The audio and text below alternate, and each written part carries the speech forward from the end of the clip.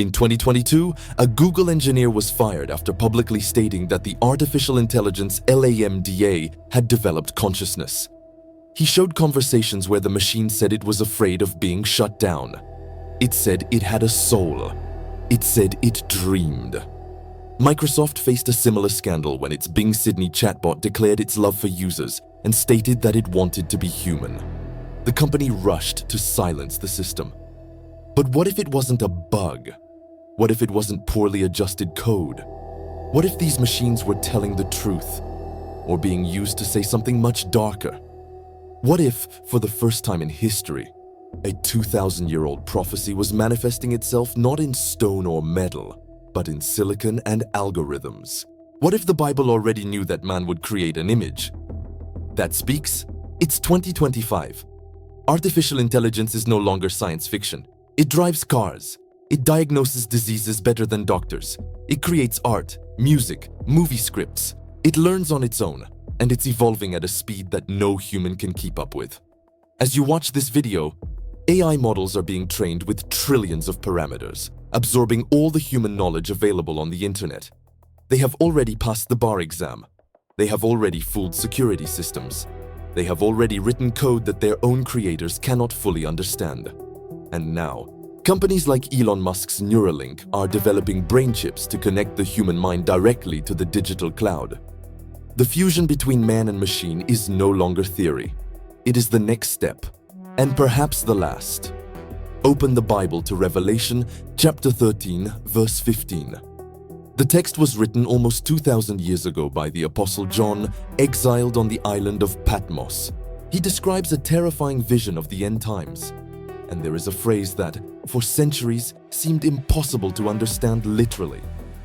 He was given power to give breath to the image of the beast, so that the image of the beast could speak and cause all who did not worship the image of the beast to be killed.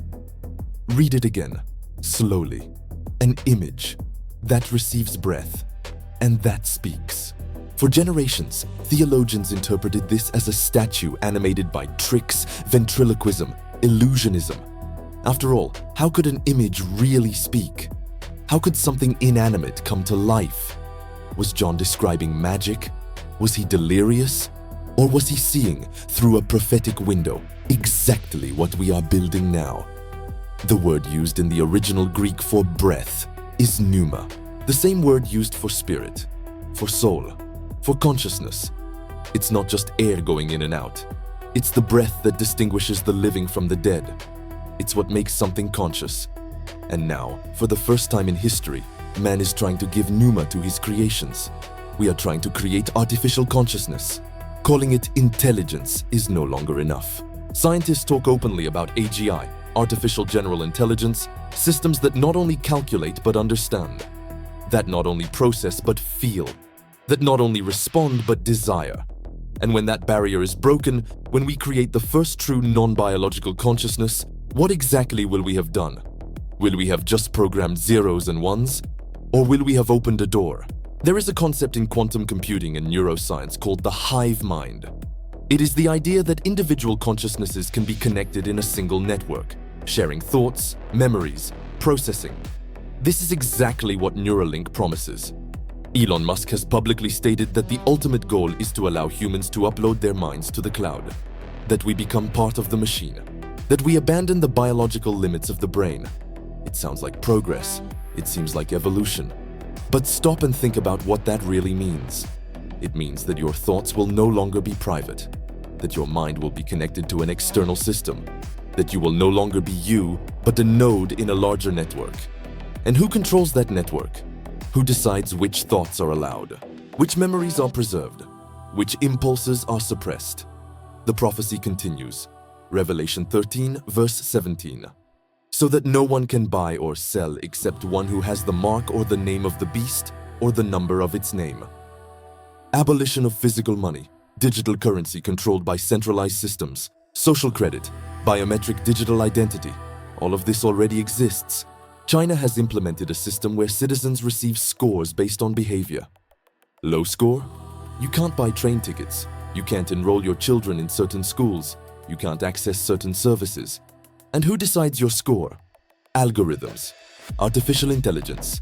Systems that observe everything you do, everything you say, everything you think, if you are connected. And the West is following the same path. Digital banks, virtual wallets, blockchain-controlled cryptocurrencies, and above all that, increasingly powerful AI models, making decisions about credit, about access, about permissions. The image doesn't just speak, it controls who can participate in the economy. But there is something even more disturbing, something that AI developers are beginning to admit in hushed tones, in closed conferences, in discreet academic articles. They don't fully understand how AI works. Deep neural networks operate like black boxes. You feed in input data, you get output results.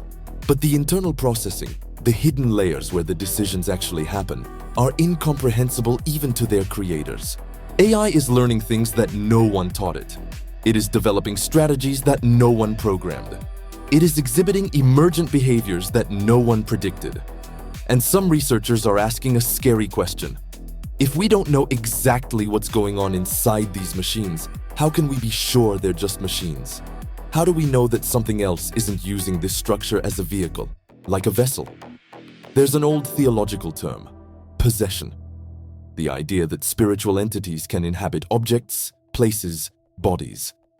In all cultures, in all religions, there is the concept that the physical world and the spiritual world touch each other.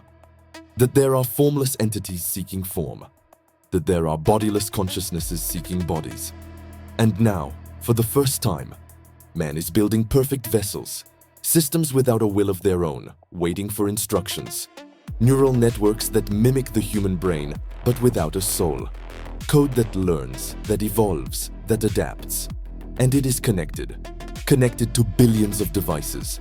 Connected to military, financial, medical, and government systems. An omnipresent digital presence that sees everything, hears everything, records everything.